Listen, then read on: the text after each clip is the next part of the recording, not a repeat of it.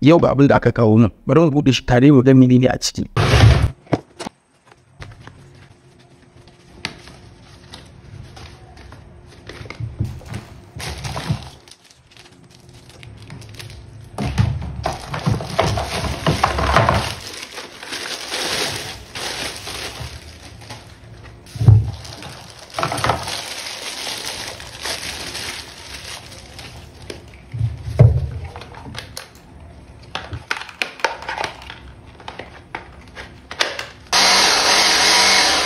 So bara mu je mu ga yanda yake aiki. Wanke motar nan nake son nayi gaba daya. Ya, in kuka lura za ku ga ta dan yi datti. Dama yanda ake yin wanki as usual, in an wanke abu da kumfa sai a zo a yi dauraya. So wannan abun container din nan anan ake zuba ruwan kumfa. Zaka iya saka kowane detergent dai. So kun ga ya hau. So the next thing sai wannan pipe din. Za mu samu bakin mu fixing din wannan abun. Kasan pipe din nan zaka samu wannan sai shi ma ka saka a ciki. Sai ɗibo ruwa a bucket.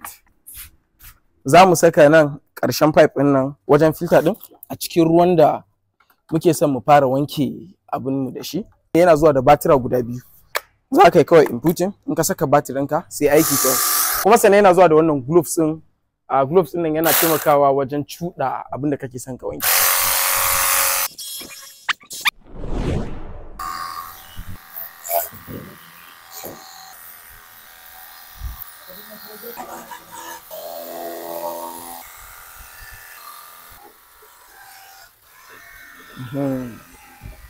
Ban sani ba ko kun gane karfin abin nan. Abin nan yana da pressure sosai inda zai iya cire kusa zance kowane datti. Saboda in kun lura akwai baki kala-kala. Babban dabaran da suka yi a nan wajen shine da suka sako wannan kundin kumfa. Kaga kenan ba sai ka kaɗa ruwanka na kumfa ba kan kai amfani da ruwan kumfa. Ni abin da ya fi bani mamaki a product din nan, guys din nan suna sayar da product din nan a 40,000. Kuma idan kai wholesale za ka yi, ma'ana za ka siya sama da guda 5, za su rage maka kuɗin sosai ya koma 35,000. 'Yan kasuwa masu siya in bulk ko kuma masu siyan ɗaɗɗai, kar ku bari damanan ta wuce ku, saboda I believe ko mashin ni da ina buƙatar wannan abin saboda it will save me huge amount of money. So ga masu siyan abubuwan nan, you guys should contact these people. Za ku yi communicating yadda za a yi shipping maka kayan ɗaya za ka siya, yadda za a tura maka, kuma suna tura kayan su ne kusan zance nationwide ko a ina a Nigeria. Thank you so much for this.